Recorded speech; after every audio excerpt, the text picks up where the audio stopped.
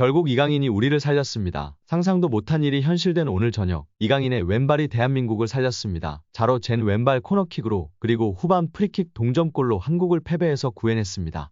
와, 진짜 대박이네요. 근데 황인범이 먼저 공을 터치했고 그 다음에 말레이시아가 황인범 발을 밟은 것으로 보였는데요. 압도를 해도 모자를 파네. 정말 미치겠네요. 심지어 말레이시아는 17년 만에 득점한 것이라고 합니다. 우승후보 한국을 상대로 결국 클린스만 하나가 이렇게 무섭습니다. 와, 진짜 미치겠네요. 서령우도 멘탈 나갔나요? 왜 저기서 저런 실수를 하는지. 이 상황에도 클린스만은 일어나지도 않네요. 진짜 국대 감독이 맞나요? 일렬 관람객인가요? 아니, 관람객도 아닌 아무 상관없는 사람 같아요. 말레이시아에게는 정말 역사상 최고의 축제가 열리고 한국은 정말 초토화입니다. 위르겐 클린스만 감독이 이끄는 한국 축구 대표팀은 25일 카타르 아라크라의 알자눕 스타디움에서 말레이시아와 아시안컵 조별리그 3차전을 치렀습니다. 선제골은 전반 21분 나왔는데요. 이강인이 올린 코너킥을 정우영이 머리로 받아 넣었습니다. 말레이시아 골키퍼 시안 하즈미가 공을 걷어냈지만 VAR 결과 공이 라인을 넘긴 것으로 확인돼 골로 선언됐습니다. 한국이 말레이시아 밀집 수비를 흔들지 못했다. 하지만 코너킥 세트피스에서 이강인의 날카로운 왼발 크로스 한 방이 흐름을 바꿔냈습니다. 손흥민 프리롤의 이강인, 정우영이 좌우를 흔들며 말레이시아 골망을 노렸는데요. 조규성이 피지컬과 왕성한 활동량으로 말레이시아 빈틈을 공략했지만 좀처럼 열리지 않았습니다. 오히려 말레이시아 공격에 허점을 노출했습니다. 클린스만 감독이 꾸렸던 공격적인 허리 조합은 포백 앞 3선에서 헐거운 모습이었습니다. 말레이시아는 한국팀을 상대로 몇 차례 위협적인 움직임을 가져왔습니다. 한국이 볼을 잡으면 곧바로 수비로 전환해 좁은 간격으로 공간을 내주지 않았습니다. 한국은 생각처럼 유기적이지 못했고 측면에서 원투 패스를 시도한 이후 공중볼에서 기회를 노렸습니다. 말레이시아 압박과 역습을 생각하면 예기치 못한 일이 생길 수도 있었는데요. 답답한 공격력의 수비에서 김민재 홀로 분투하며 아쉬운 뒷문 조직력을 보였습니다. 분위기를 올리려면 득점이 필요했습니다.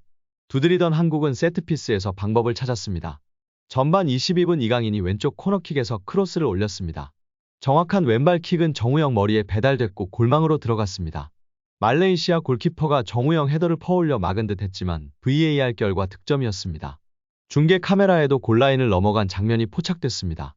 답답했던 흐름 속 균열을 깬 건 이강인의 자로 잰 듯한 왼발 한 방이었던 셈입니다. 바레인, 요르단에 비해 완전히 한 수 아래로 평가받는 말레이시아이기 때문에 완전히 압도하는 모습을 보여줄 것이라 생각했는데요. 뚜껑을 열어보니 너무나 답답한 모습이었습니다. 정말 전술이 없습니다. 공격 패턴이 없고 그냥 정말 이강인 해줘밖에 없습니다. 김민재, 황인범, 손흥민, 정우영 등을 전혀 활용하지 못하는 모습에 축구 팬들의 분노가 들끓고 있습니다. 너무나 답답한 모습에 다시금 축구 커뮤니티는 클린스만에 대한 불만감이 하늘을 찌르고 있는데요. 팬들은 클린스만 전술은 어떻게 되나요? 자유롭게 이거 맞아? 이 정도면 무전술 그냥 인정해라. 벤투와 클린스만의 차이는 벤투는 점유율 축구, 전방 압박, 공격적인 축구, 후방 빌드업이 있지만 클린스만은 이강인 해저인 끝. 클린스만 전술이 어떤 전술인지 알기 쉽게 설명해주면 좋겠어요. 저는 그냥 축구 팬이다 보니 무전술로 보여서요. 네, 맞아요. 클린스만 이놈은 벤투보다 더한 놈이네. 생각이 있는 거야 없는 거야. 말레이시아 정도면 로테이션 돌려야지. 선수 또 갈아넣네. 클린스만 영감탱 가만 안 둬. 갱 클린스만은 매번 국대 경기 1열에서 보는 외국인 아저씨 그 이상도 이하도 아님. 사이드 윙백이 아무런 활약을 할 수 없는 전술이다. 클린스만 제발 정신 좀 차려라. 다른 경기들 볼수록 클린스만이 아무 준비 안 한 것만 느껴짐. 뇌 없는 감독. 탈덕하는 이유는 클린스만.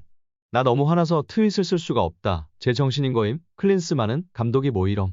클린스만이 무려 미넨 감독까지 했었다는 사실에 다들 놀라셨나요? 볼프스한테도 5대1로 발리고 바르샤한테 챔스에서 4대0으로 발리고 한 시즌에 10패하면서 최악의 성적을 거두고 1년도 못 가서 잘렸습니다. 그리고 미국 대표팀 거쳐서 헤르타 베를린 감독할 때 페이스북 라방 켜서 사표 냈던 사람이에요. 오늘 경기 프리뷰하면서 클린스만이 이런저런 걸 염두에 두고 선수를 쓴 것 같다 어쩌고 하는데 내 눈엔 그냥 이거 같아요. 우리 감독님은 그런 거를 미리 대비할 만한 그런 지식이 없으세요. 클린스만 좀 쳐일어나 등의 반응을 보이고 있습니다.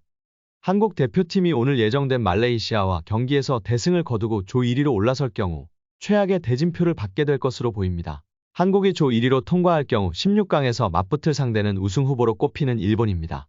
이번 대회 하이라이트로 꼽혔던 한일전이 조기에 치러질 가능성이 생긴 것입니다. 특히 한국은 1, 2차전에서 주전 선수들이 대부분 풀타임을 소화했지만 일본의 경우 인도네시아전에서 로테이션을 돌리며 주전 선수들의 체력을 아껴둔 상태입니다.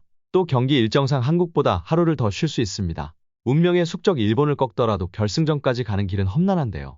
8강에서는 강팀 이란을, 준결승전에서는 지난 대회 우승국이자 개최국인 카타르를 만날 것으로 보입니다. 결국 조 1위로 통과하는 순간부터 일본, 이란, 카타르를 만나야 하는 피 튀기는 대진에 합류하게 되는 셈입니다. 어차피 우승하려면 모든 팀을 두려워하지 않고 다 이겨야 하기 때문에 상대팀에 대한 것은 무의미할 수 있습니다. 그렇다면 2위로 진출 시에는 강점이 무엇이 있을까요? 사우디, 호주 등을 만난다는 것 이외의 가장 큰 장점은 바로 일정입니다. 16강 일본을 피하며 하루 덜 쉰 일본과 안 붙어도 된다는 점과 2위로 올라갔을 시 준결승을 마치고 반대편 결승 상대보다 하루를 더 쉴 수 있는 일정을 갖게 됩니다. 토너먼트 대회에서 하루 휴식은 매우 큰 의미인데요. 조금 더 전략적으로 접근하지 않는 클린스만호에 대한 불만감이 높아지고 있습니다. 일단 팬들은 조규성을 계속해서 신뢰하는 발언을 하고 있는 클린스만에 대한 불만감을 표현하고 전술적인 능력과 선수 기용, 선수 선발에서 풀백도 부족하게 선발한 점 등을 크게 비난하고 있는 상황입니다. 일본의 유력 매체에서도 16강에서 한국을 만날 가능성이 높다는 기사를 보도하기도 했는데요. 이에 일본 팬들은 자국의 수비력이 약하다며 한국을 만나면 3골을 실점할 수도 있다는 비관적인 팬부터 16강에서 한국을 잡고 기세를 올려야 한다. 차라리 중동 어드밴테이지 있는 팀들보다 한국이 낫다. 우리가 한국을 요리하기 편하다 등의 반응을 보이고 있습니다. 우리가 말레이시아를 상대로 대승을 거두며 골득실에서 요르단을 제치고 조 1위가 될 경우 16강 상대는 일본이 확실시됩니다. 아시안컵 감독 연봉 순위 압도적 1위인 전 맨체스터시티 감독 만치니가 이끄는 사우디아라비아와의 16강을 치르고 이후 호주를 만나는 게 좋을까요? 아니면 16강에서 일본을 만난 후 이후 이란을 만나는 게 좋을까요? 여러분들의 생각은 어떠신가요?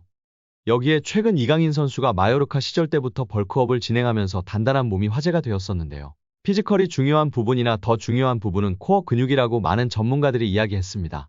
이강인 선수가 코어 근육을 강화하면서 드리블, 탈압박, 몸싸움 등이 더욱 강해진 모습이었죠. 다만 최근 아시안컵 훈련 영상에서 관찰되는 이강인 선수의 허벅지 근육에 무척이나 놀라는 팬들 반응이 화제가 되고 있습니다.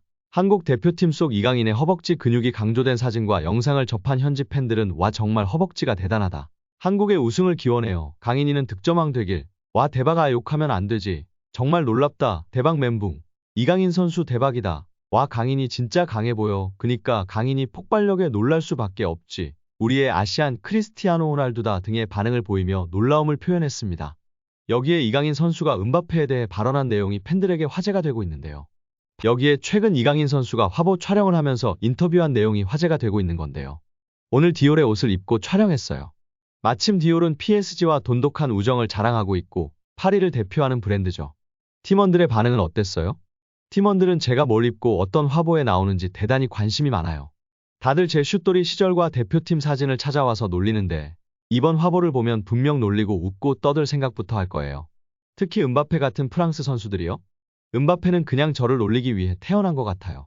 아마 제일 크게 웃고 떠들지 않을까요? 라는 인터뷰의 내용이 축구 커뮤니티에서 공유되며 화제가 되고 있습니다. 오늘 영상은 여기까지입니다. 끝까지 시청해주셔서 감사합니다. 늘 건강하시고 더 좋은 영상으로 찾아뵙겠습니다. 구독과 좋아요도 잊지 마시고 부탁드립니다. 감사합니다.